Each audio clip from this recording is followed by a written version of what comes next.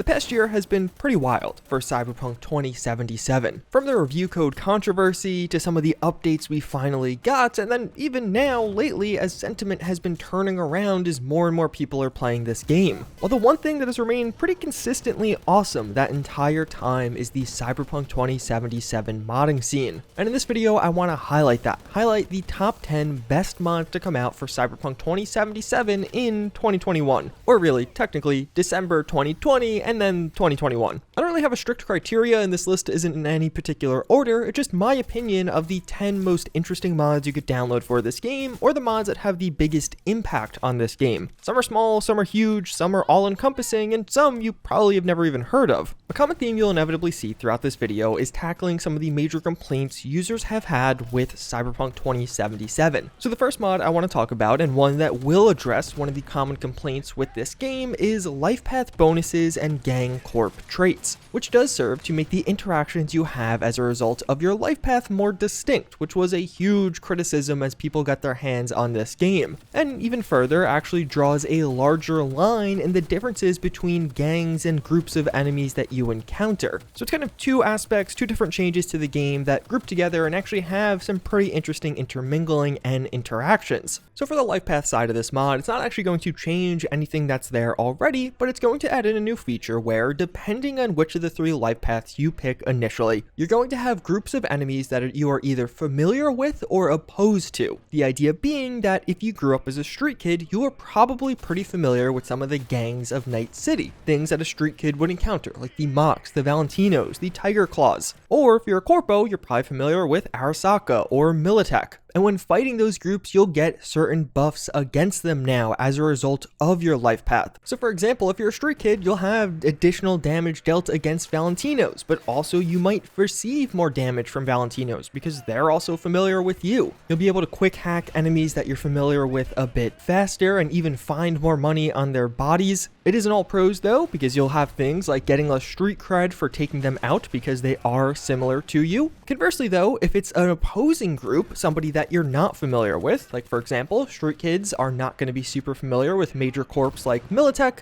it'll actually be the opposite. It'll take a bit longer to upload quick hacks to them. You'll get more street cred but less money for taking them out. And overall, it's meant to be a give and take. Sometimes you're going to be a bit more powerful than you will be by default. They're not huge buffs, but just some slight buffs you'll have here or there, and other times you'll be slightly less powerful, all based on your life path. But this is actually probably the less impactful aspect of this mod. It's still a core and cornerstone aspect, and something a lot of people wanted addressed in Cyberpunk, but the effects of the other half are definitely more felt, and that'll be how certain attributes will be assigned to some of the gangs and corporations in Cyberpunk now. So as a simple example, the Voodoo Boys are now immune to ultimate quick hacks. They'll also have the highest RAM cost to hack overall, and hacks in general will deal less damage to them. Conversely, the Valentinos are now super resistant to critical hits and have armor-piercing rounds. They absolutely obliterate you if you try to face tank them. And you'll notice on my higher level character, even though I am landing crits every time on these Valentinos, they aren't dying super quickly, thanks to their huge crit resistance. There's not really going to be as much one-shotting against this particular group of individuals. And this will also impact things outside of gangs, like Militech being completely immune to damaging hacks and resistant to headshots. One-shotting Militech now is going to be very, very difficult, and every single gang and corporation in this gang will have a full list of changes like this. They're mostly being designed around the lore and backstory of that gang or corporation. Like the Voodoo Boys are some of the most relevant netrunners in Night City. It would make sense that they actually have some resistances or are hard to hack in general. They're the people that should probably be prepared for that the most. But more importantly, what this overall serves to do is really define out the identity of some of these enemies in the gang. Fighting Militech compared to Kang Town now feels notably different because parts of your kit may be completely nullified against one of them or the other. Now for some, this may be way too extreme, but I honestly find this super fun. Cyberpunk by mid-game has a damage problem in that you just deal way too much damage to enemies. Basically, whatever you build into will become super relevant, and this will actually force you to switch it up sometimes. If you're a netrunner and run into a bunch of Voodoo Boys, it may be in your best interest to try a different approach, which is fun and it gets you thinking. One of the nice parts is this will also all be displayed in-game as you scan enemies, so you can see all of their buffs and debuffs. So even if you don't remember all of the pros and cons, you'll have easy access to them. And just overall, I think it makes the encounters with enemies in Cyberpunk a lot more interesting and different. Then we have another mod that's going to overhaul how you interact with one aspect of Cyberpunk 2077. Although unfortunately, before we fully get into that, I do have to talk about a bit of a more serious topic.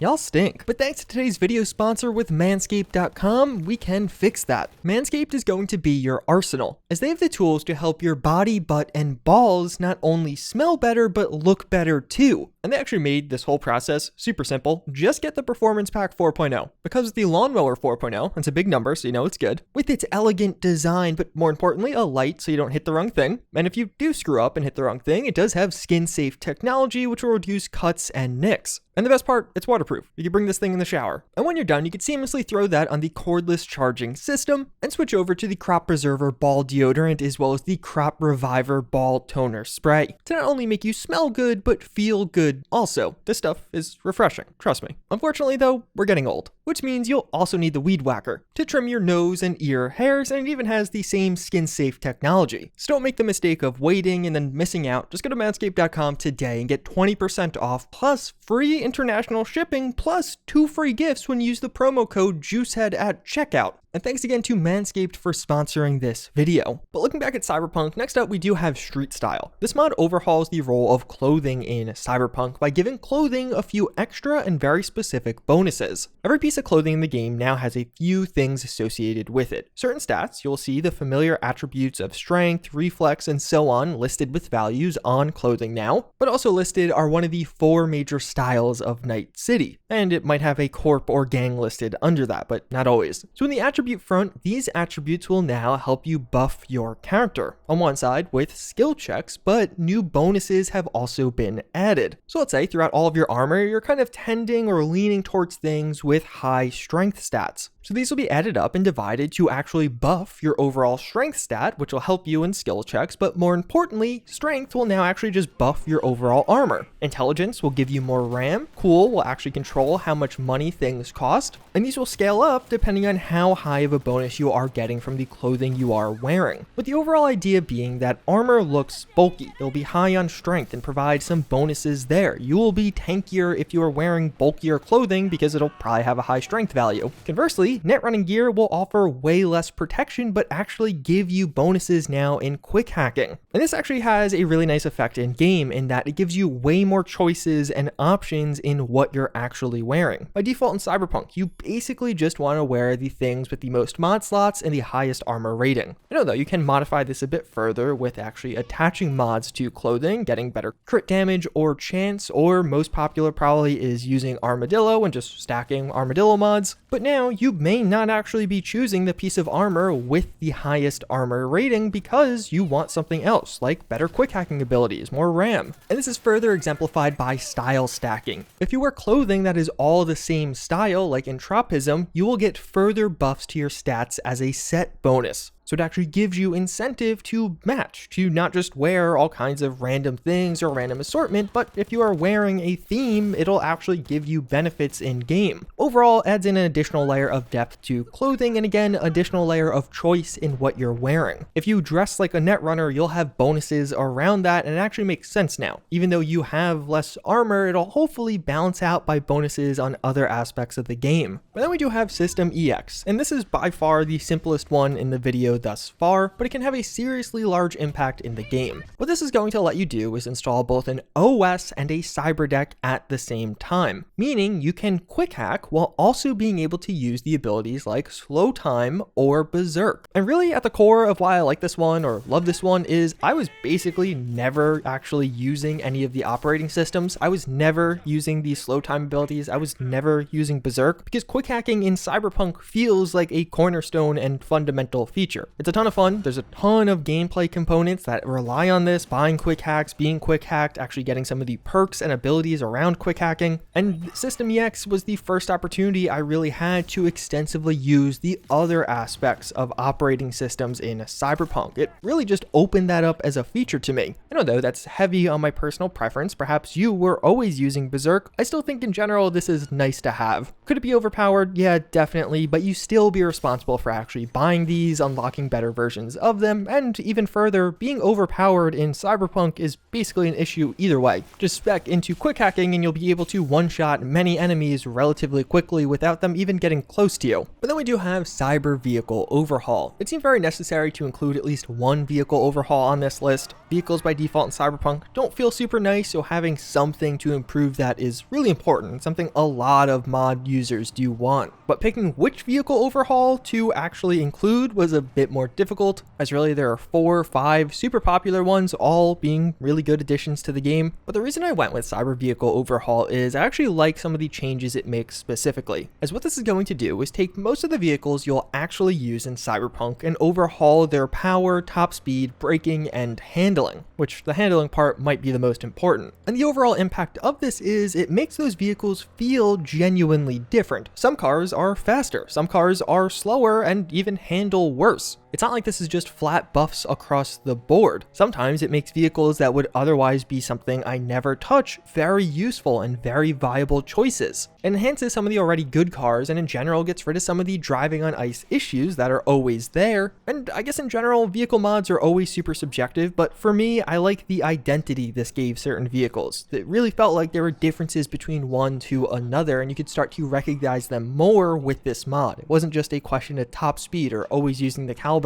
This mod definitely saw me using a wider variety of vehicles, and in general I like the changes it made to them. But now that you are downloading a vehicle mod, you may want some additional incentive to be in vehicles, and then we do have a police chase mod, that with enhanced police. Probably not that shocking that a police mod made it on here, but in general I really do think this is probably one of the best mods for Cyberpunk, probably a top 3 release overall, and that's really just because of the fun factor of this one. The most obvious change this brings to the table is police will now spawn in vehicles and in fact can chase you. Depending on what wanted level you are, there might be a few different levels of this, what type of vehicle they'll spawn in, how many vehicles and how many enemy police will spawn. The AI is still not the smartest, so it can be easy at times to lose police, but they will chase you, and sometimes these chases are extended. And this is a world better than what is there by default, and even just police showing up in vehicles does seem to make a lot more sense. It makes the police encounters feel more immersive, and though that's the main reason I love this. Having these extended police chases or all-out wars in Night City feels really good. It's something you'll just find yourself accidentally doing sometimes, intentionally doing other times, and you could spend a good 20 minutes messing around and trying to get away from the police. I think the fun factor is something this really ups in a few other ways also. Like it reworks what type of response you'll get based on how many stars you have. Police can actually call for backup now, so reinforcements will show up sometimes. Police turrets will no longer one-shot you. It makes the whole car chase thing a lot nicer to experience. Police also no longer stop spawning. By default in Cyberpunk, for some reason, after a certain point, the game will just kind of run out of police, so no more will come attack you. That doesn't happen anymore. As well as it may not actually always be police. In certain areas, other groups or gangs will come after you instead, which is a nice little added bonus. It makes Cyberpunk as a sandbox feel quite a bit more fun, and police chases in this super beautiful city are really something to enjoy. In Cyberpunk 2077, some perks are just broken, which sucks. But some of the other perks technically do work, but are just kind of garbage. Whether it be super specific criteria to get them working, or just kind of stupid or odd abilities that it adds to the game. Fortunately, CDPR has been making their ways through the broken ones, so that has been getting fixed more and more over time, but thankfully we have mods to address the bad and boring ones, and that's what Perks Overhaul is going to do. It'll overhaul certain perks, and I think the perks that really need it. Like that throwing knife perk that just previously deleted your knives, it now actually won't do that, and it actually works in game. You can pick up the knives, and there are even some surrounding perks to give your knives more damage and crits. There are dozens of other perks this mod will overhaul, so I obviously can't go through all of them, but just as a few examples, the Bloodbath perk used to give you reduced weapon recoil if you dismembered an enemy, which is kind of an odd and very specific bonus that honestly I don't think many people are taking advantage of. They probably took it but didn't really notice when it was impacting you. Now it's actually going to convert move speed to crit damage, which is a super interesting interaction. At each level, the perk will increase your move speed slightly, as well as now if you have other bonuses improving your move speed, you'll be able to move in and out and deal more crit damage overall. It's way more fun and way more powerful now, and I think much more fitting of a level 20 perk reward. The Scrapper perk will no longer delete all of your valuable junk, which is always nice. Cheat Death is completely reworked reworked to Second Chance, vital for stealth users. When that first enemy notices you now, they are temporarily blinded, and this has a 1-minute cooldown. Instead of Frozen Precision giving you a flat 50% bonus to headshot damage, which is kind of insane and broken, it now actually stacks with Cold Blood and will give you plus 10%